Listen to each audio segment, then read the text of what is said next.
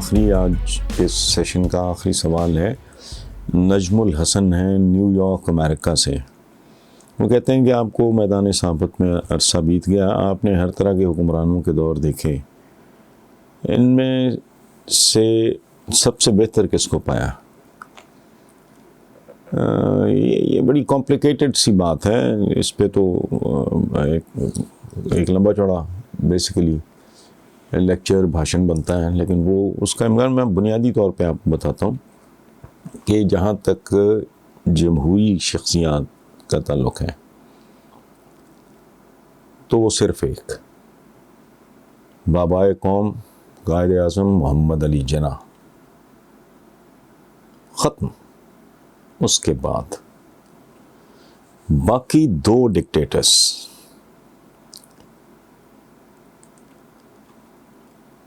Field marshal Ayub Khan اور دوسرے general Pervez Musharraf. ہمارا یہ بہت بڑا المیہ ہے، بہت بڑی ٹریجڈی ہے کہ جو ہمارے نام نہاد ڈیموکریٹس ہوتے ہیں، جمہوریے، ان کو اقتدار کے بعد ڈکٹیٹر بننے کا جنون ہو جاتا ہے۔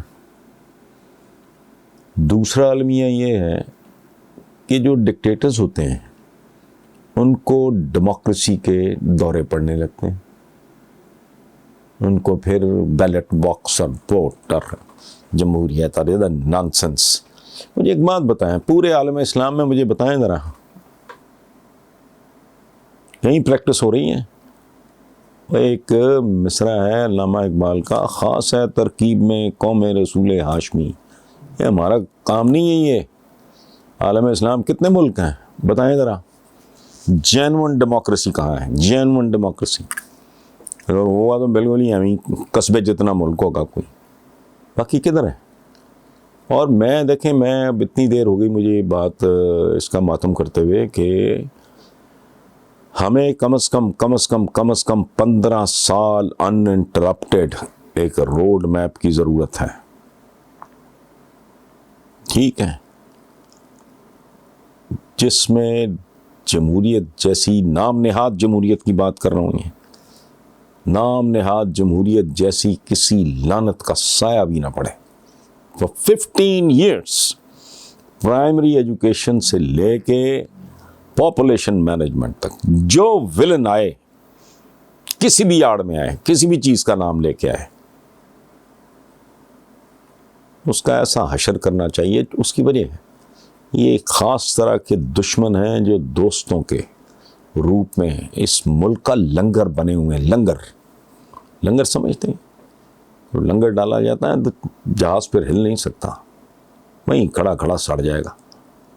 یہ لنگر ہے، ایک خاص طرح کی سوچ، ایک خاص طرح کی ذہنیت، بھلے جمہوریت ہو یا قطعاً نہیں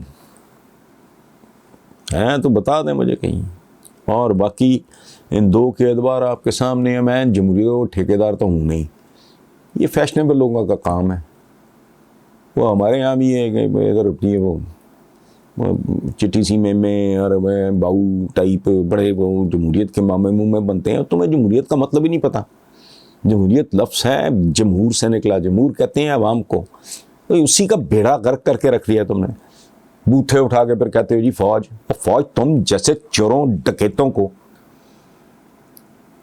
تم جیسے ٹھگوں کو وہ جتنا ٹالریٹ کر لیتے ہیں، خدا کی قسم اٹس ناٹ بلیویبل۔ یہ جتنے وارداتی ہیں نا، جمہوری وارداتی ہے، ان میں سے کوئی جنیجو صاحب آئے، کوئی معراج خالد صاحب آئے بطور کیئر ٹیکر، یہ وہ سارا ان شرفا کو چھوڑ دیں۔ باقی کیا ہیں یہ؟ ان وارداتیوں کا، ان ڈکیتوں کا، ان چوروں کا، ان ملک دشمنوں کی تفصیل کا پتہ ہوتا ہے ان لوگوں کو، بہت برداشت کرتے ہیں، لیکن جب پانی سر سے اوپر نکل جاتا ہے نا، پھر وہ ری ایکٹ کرتے ہیں۔ یہ بات کرتے ہیں تم کسی قابل ہوتے، وہ کھچو تم کسی قابل ہوتی، یہ نوبت کبھی نہ آتی۔ اور یہ کیا ضرورت ہے؟ فوج کا مطلب جو فوج کی جو ایلیٹ ہوتی ہے، اس کی طاقت، اس کی عزت، اس کا احترام، وہ تو ویسے ہی وہ انجوائے کرو نا، آگے کیا کھچوں کے ساتھ انہوں نے سر پیر مارنا ہوتا ہے. نہیں, آپ انکمپٹنٹ, بددیانت, چور, چکار. ابھی ریسنٹلی میں نے ایاز امیر صاحب کا کالم پڑھ رہا, وہ پتہ نہیں کون سی اسٹیٹ تھی, کالرا, یہ وہ. اپنے مرحوم والد اس وقت زندہ تھے, ان کے نام پہ 99 ایئرز لیز تھے. کسی ایک خاندان ہے, تتر بتر ہو گیا, آگا پیچھا کوئی نہیں, ان کی اربوں روپے کی پراپرٹی وہ لیز پہ لے لی, وہ عمران خان نے واپس کرائی. کہ چور چکار لوگ ہیں, اور یہ وہ ہیں جو رنگے ہاتھوں بھی پکڑے جائیں نا, رنگے ہاتھوں مکر جاتے ہیں. اس کا ایک لطیفہ سا ہے, لیکن وہ اس قابل نہیں کہ میں اسے سنا سکوں. یہ وہ گندی کلاس ہے. تو پاکستان کے مسائل کا حل ڈیموکریسی تو ہے ہی نہیں, میرے تو ایمان کا حصہ ہے. 73 سال گوا لیے ڈیموکریسی میں, بند کرو یہ ڈھونگ. For good 15-20 years literacy rate تمہارا ایک خاص لیول پہ چلا جائے, اور لٹریسی بھی بانگوں نہیں, بانگیوں والی نہیں, کوالٹی ایجوکیشن.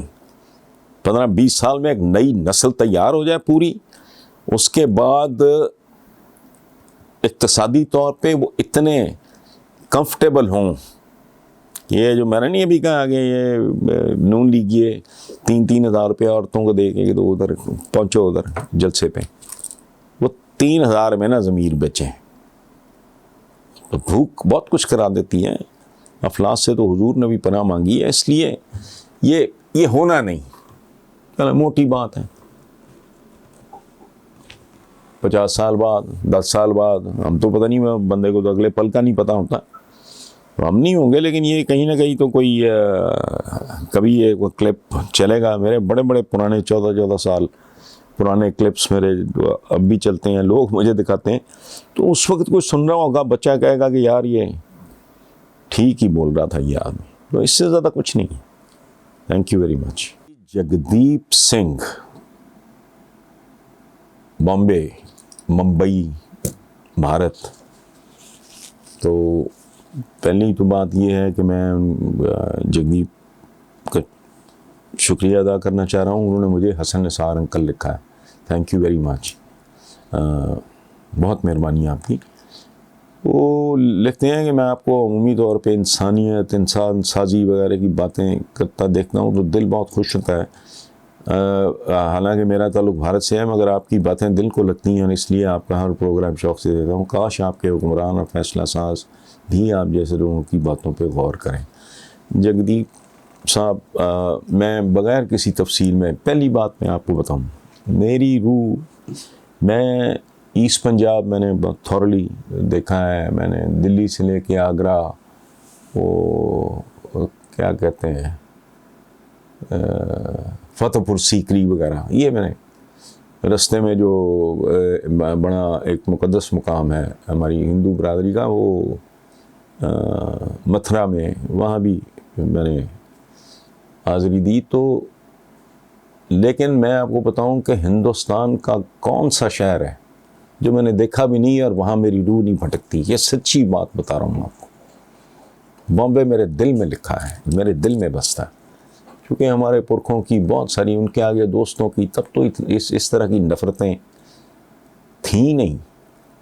تو ان کی یادیں, کوئی بھنڈی بازار کا میں کبھی سوچتا ہوں, کبھی جوہو کا سوچتا ہوں, کبھی تو دیولالی کا کبھی سوچتا ہوں. تو میں, ظاہر ہے مجھے ایک عجیب طرح کا کرب, ایک عجیب طرح کا دکھ محسوس ہوتا ہے.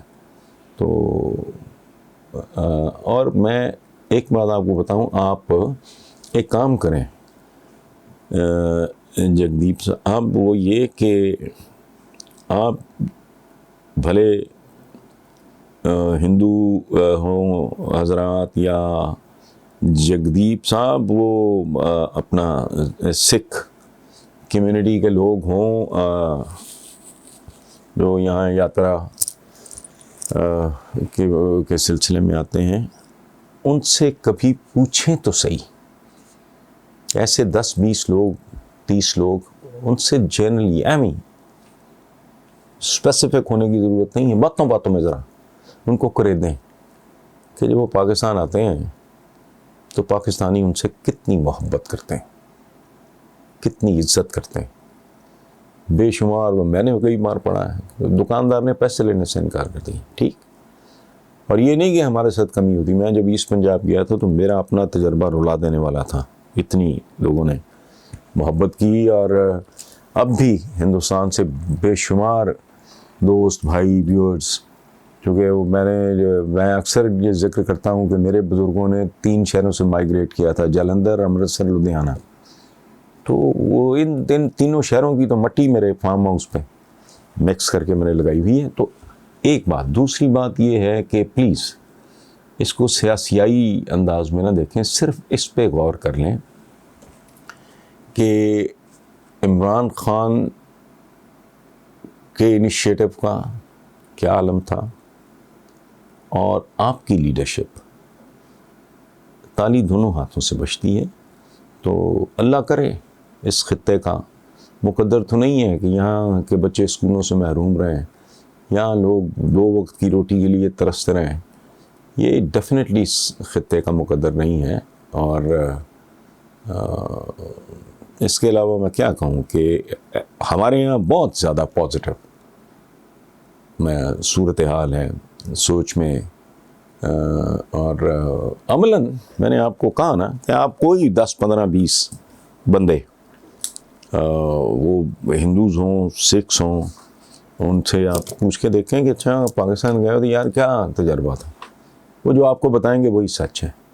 اور جب آپ یہ ایکسرسائز کر لو تو ایک دفعہ پھر مجھ سے رابطہ کر کے آپ مجھے بتانا، پھر آگے بات کریں گے.